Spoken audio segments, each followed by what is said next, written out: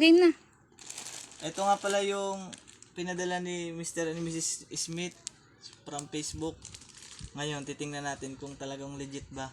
349 binayaran namin ngayon sa GNT. Ngayon, titingnan natin kung ano ba talaga ang laman. Kaya kung kayo sasali sa mga ganitong raffle,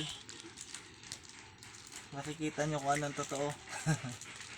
Ito na siya, guys. Huwag mo pupunitin yung yung ano.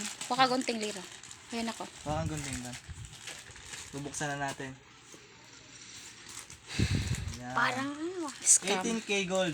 Titingnan natin kung scam o hindi. Kung legit. Kung legit ba. So galing pa raw to ng ibang bansa. Pero ang nagpadala taga Santa Rosa, Laguna. Tingnan natin. Teka ha.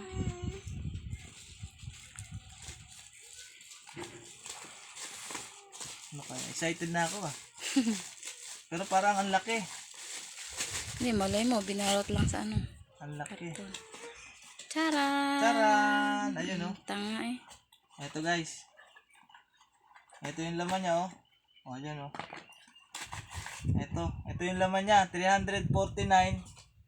Talagang ibalik mo na talaga yan. Sabi ko sa'yo eh. Ito. Wow.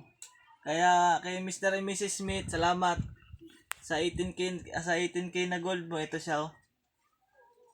Ang galing. Ba't itim? So ito, huwag kayong maniniwala sa mga ganun-ganun na mga raffle sa Facebook. Scam. Legit na scam.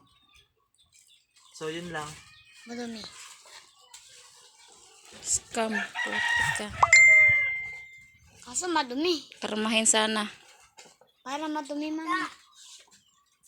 Sabi siya mama at mama.